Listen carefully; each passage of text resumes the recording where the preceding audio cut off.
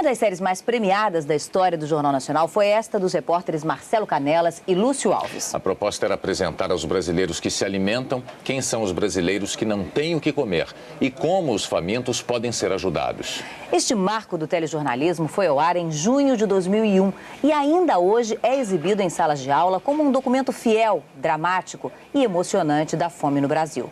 Uma tragédia construída ao longo de 500 anos.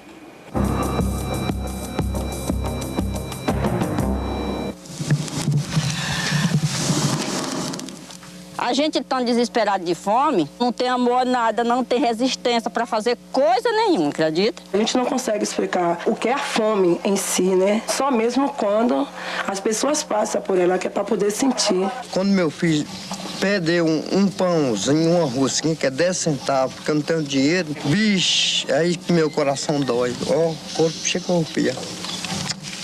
Uma tragédia a conta-gotas, dispersa, silenciosa, escondida nos rincões e nas periferias. Tão escondida que o Brasil que come não enxerga o Brasil faminto. E aí a fome vira só número, estatística, como se o número não trouxesse junto com ele dramas, histórias e nomes. O pão nosso de cada dia. Meu nome é Antonieta Luiz Alcântara Rodrigues. Eu perdi uma criança com 9 dias de nascida. Eu fiquei muito horrorizada. Meu nome é Maria Pereira dos Santos. Perdi uma criança com 7 dias de nascido. Os anjos, todos os anjos. É a crendice dos grotões. Bebê que morre vira querubim? Anjo não tem pecado, né? Tem pecado é nós, adultos. Cemitério só deles, cemitério de anjos. Do norte de Minas ao sertão do Nordeste existem centenas. Ainda assim, ninguém se conforma. Se passa bem ou se passa mal, comendo ou sem comer, mas acho que todas as mães queriam o seu filho ao lado delas. Na inversão do ciclo da vida, proeza é criança viva. Bebê recém-enterrado é acontecimento banal. Não, porque trouxeram pra cá, imagina. Vocês viram? Um caixãozinho? Não, é uma caixa de papelão. No Brasil, a cada 5 minutos morre uma criança, a maioria de doenças da fome. Cerca de 280 a 290 por dia, né, o que corresponderia, de acordo com o Unicef, a 2 Boeing 737 de crianças mortas por dia. Médico, voluntário em campanhas contra a desnutrição e obcecado pelos números, Flávio Valente pesquisou dados oficiais. Existem pelo menos 36 milhões de brasileiros que nunca sabem quando terão a próxima refeição. Nossa maior contradição. Nós temos aqui todas as condições técnicas para garantir a erradicação da fome. E uma enorme acomodação da sociedade, inclusive da classe média, nesse esquema de acreditar que isso é natural. A fome é uma coisa criada pelo ser humano, porque ninguém nasceu para morrer de fome. Povoado de Santa Úrsula, no sertão da Bahia. Tem um bocado de casa vazia aqui, né? É. Abandonada? Abandonado, porque aqui é muito pobre, não tem salário, os povos das casas vão embora. Aqui já teve muita gente, mas tanta pobreza, casa seca e fome, se arrancaram tudinho, quase tudo. Santa Úrsula virou cidade fantasma. Maria só ficou porque recebe pensão. Sirene também ficou. Apesar do salário atrasado, ele tem um compromisso moral. Tem que aumentar uns 2 quilos. E tá sendo difícil para eles aqui. Agente de saúde, ele tenta sozinho conter a mortalidade provocada pela fome. Meus meninos nascem tudo fracos, sabe? E essa aqui ainda foi dos que nasceu mais fortinho um pouquinho, foi ela. Mas ela tem que ganhar um pouquinho mais de peso, né? Verdade, tem sim. Você sabe como é que você vai fazer para ela ganhar um pouquinho mais de peso? Sei não. Mas o que você acha que é para eu fazer? O que mais poderia fazer evangelista sem roça e sem emprego? O pai esforça.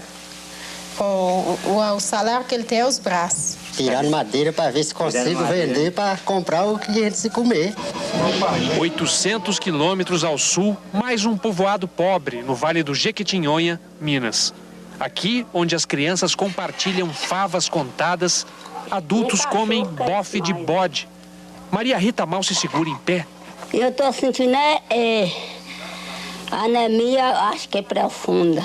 O médico diz que a senhora tem que se alimentar bem, é isso? É. E a senhora diz o que pra ele? Eu falei que ele onde é que eu acho. O filho não consegue ajudar. Outubro. Pode falar A verdade, eu não já ganhei nem R$1 aqui, assim, trabalhando. De outubro pra cá, você não ganhou nada? Nada. Vai tentar a vida em alguma cidade grande? Sair pra lá e deixar ela doente aí, que eu não sei nem como pode acontecer. A vida na cidade grande seria melhor? Nos alagados de Salvador, uma pergunta provoca comoção. O que vai ter hoje no almoço? Comoção e constrangimento. Vergonha de dizer que simplesmente não haverá almoço. É triste. Muito triste. Dá medinha você não ter. Deixa lá. A vizinha tem almoço. E a senhora acha que esse pirão alimenta? Alimenta. E é nutritivo. É nutritivo? É, sim. Mas tem farinha e água, né? Não importa. Pelo menos ela come, embora não esteja livre da doença. Desde o início desta reportagem, já se passaram 5 minutos e meio. Na contagem regressiva da fome, mais luto, mais uma perda. Nossa maior fortuna indo embora. Nosso óbvio tesouro esquecido em lugarejos e favelas.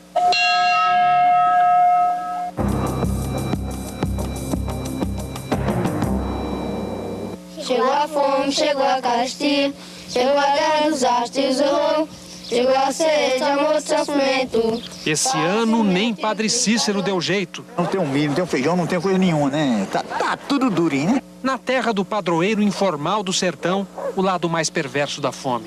Mais do que a humilhação, mais ainda do que a dor provocada pelas chamadas doenças tradicionais. Esse hospital psiquiátrico, o único da região do Cariri, no sul do Ceará, é a prova de que a fome pode ir além do mero sofrimento físico.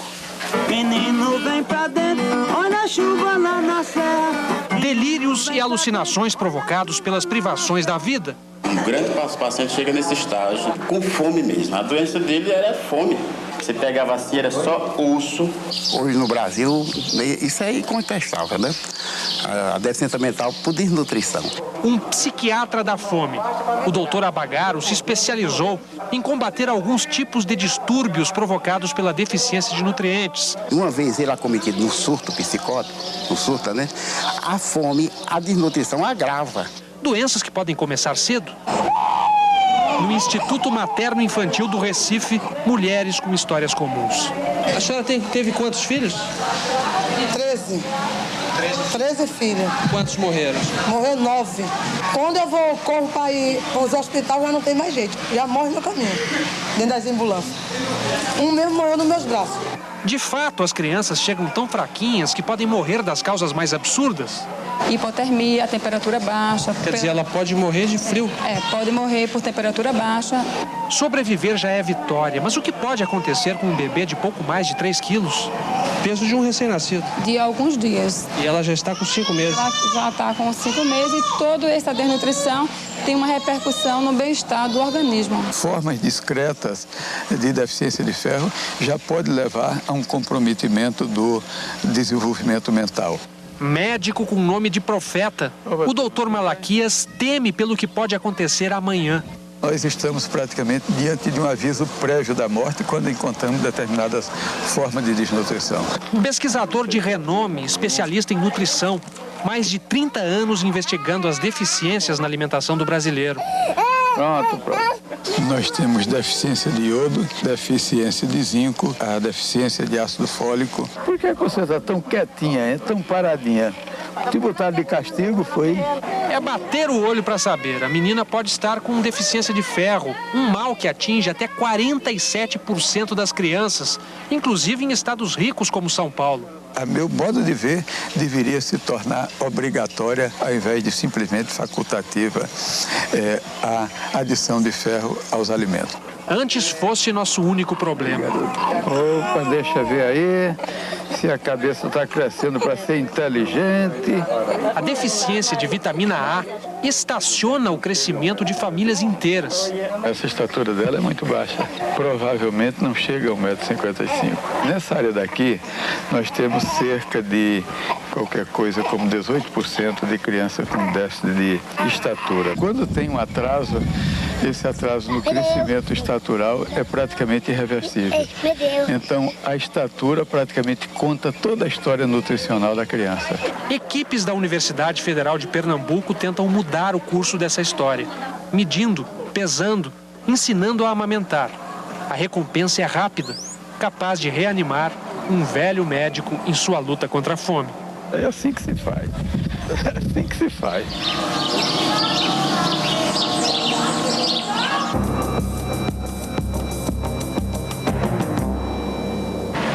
Onde circula o dinheiro, onde corre a penúria, A esmola pobre pega e quiser vir na escuridão. o grito dos milhões, o pregão das migalhas. 50 um, 50 outro, vai R$1 aqui. O estado mais rico e o estado mais pobre. Diferentes em tudo, São Paulo e Piauí podem ser mais iguais do que se pensa. Esse terreno rico para nós aqui agora, mas cadê a condição do povo? O que acontece com o povo pobre em terra fértil, camponesa no Piauí, Maria compara gente e planta. Se uma tiver uma linda rosa na mão e eu não tiver água para botar nela, ela vai e murcha. E ela, depois dela murchar, o destino dela é secar e acabar, não é não? É a decisão da vizinha das Graças. Mesmo com todo o sofrimento, eu não quero sair do Piauí. A avó que assumiu os netos porque a mãe deles viajou em busca de emprego. O que fazer quando a fome vem? Pego a Bíblia, vou ler e aquilo passa. Nunca tive problema para criar meus filhos. O quando eu vejo meus netos sofridos. Então essa é a minha maior tristeza que eu carrego na vida. Será que a vida seria melhor longe daqui? É só uma esperança vaga e às vezes a única esperança, ir embora, deixar para trás a fome e o sertão. A fé religiosa num futuro melhor se transforma na decisão de ir para o sul. Quase sempre a terra prometida toma a direção de São Paulo. Eu achava que aqui era melhor para viver, né? Parque Grajaú, periferia de São Paulo. Rosa chegou há 40 anos, mas é como se estivesse no Piauí. A avó que assumiu os netos porque a mãe deles viajou em busca de emprego. A maior tristeza do mundo é a gente ver um filho ou um neto com fome e não ter para dar, né? Quando não tem, fica sem. Faz uma sopa. Já vi vendia, tem bujão de gás meu para poder criar meus filhos. Então é duro, né, pô, mãe, né? Agora eu vejo meus netos na mesma caminhada, né? Fácil não, né? Decisão extremada tomou Dona Angelina. De tanto ver os netos com fome, os levou para o juiz de menores. A senhora está separada deles? Mas tô feliz porque sei que eles estão bem, tá comendo, tá bebendo, estão dormindo tudo direitinho, que a gente sempre vai lá e vê o carinho do filho.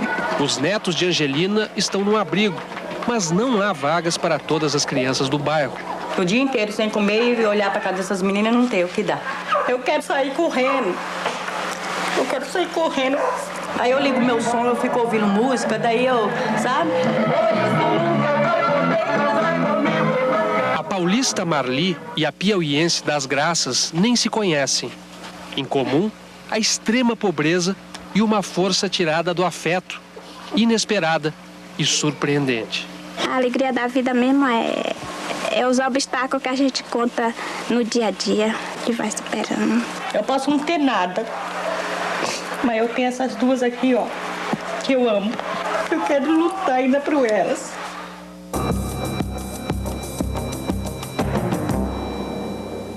Uma constatação irrefutável, medida e checada. Essa creche, nós já detectamos 60% de crianças desnutridas. Uma premissa inquestionável, líquida e certa. Os estudos científicos mostram, né? Criança pobre tem que se alimentar do mesmo jeito de criança rica. Dois argumentos e uma disposição muito firme. A gente não tem condições de dar, tem que correr atrás de quem dê e ajude a gente para poder fazer. Os moradores de um bairro pobre de Fortaleza pressionaram o governo. Conseguiram mais dinheiro para reforçar a merenda. E de casa em casa, acompanharam os meninos mais desnutridos. No final, a gente conseguiu recuperar 12 crianças. Quer dizer, foi uma vitória muito grande e eu me senti muito bem com isso. Assim nasceu o Projeto Vida, apenas uma das muitas iniciativas de combate à fome no Brasil. Primeiro, pés no chão, caridade ajuda, mas não resolve. Depois, um sentimento de urgência, o Estado é lento e a fome não espera. Aí vem o resultado, o engenho e a criatividade de brasileiros que arregaçam as mangas para vencer o desamparo. Evaldina ainda lembra, a água do sertão tinha dono, só podia apanhar em troca de voto. Tinha gente que não pegava, alguns pegavam e outros não pegavam. Por quê? Eles não deixavam? Porque eles não queriam aceitar a gente pegar. É muito dominante a guarda que é a favor do político, porque tem umas pessoas que dominam. Até que os pequenos agricultores de Campo Alegre, no interior da Bahia, decidiram: água que cai do céu não tem dono. 2.800 cisternas foram construídas. Um projeto com dinheiro da Holanda. Água para os bichos, água para casa. Eu fico emocionada de saber como é que acontece uma coisa assim, de vir uma sorte dessa pra gente, de ter vindo assim um jeito dessa água ter chegado. Depois da água, a comida. A proposta é o bode na roça e a criança na escola. O Sindicato dos Trabalhadores Rurais de Retirolândia veio com a ideia. Nós daria 4 cabras e um bode e as mães colocavam os filhos na escola. Nasceu o Bode Escola. De uma só vez, comida e estudo. Dona Heloísa ri à toa. Eu fiquei muito alegre, né? Que eles não tinham essa oportunidade e hoje eles têm a oportunidade, né? Onde havia fome, jorra o leite, jorra o mel. Me sinto muito orgulhoso em ser apicultor hoje no sertão nordestino. Agricultores se juntam em associações. Quando a pessoa participa, ele vai mudando a mentalidade. No município de Serrinha, um banco comunitário de sementes para nunca mais precisar de favor. Não depende de prefeitura, não depende de ninguém. Gente pobre, mas de mesa cheia, de boca cheia, plena de dignidade, com um único desejo que um dia há de se cumprir. Que todo mundo tivesse o que comer. Que nem vocês aqui. É.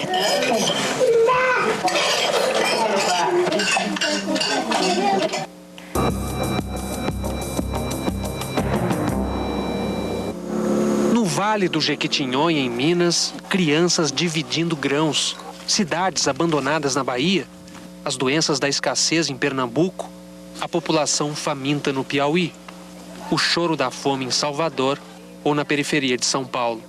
A tragédia onipresente tocou o país. Centenas de telespectadores ligaram para tentar ajudar.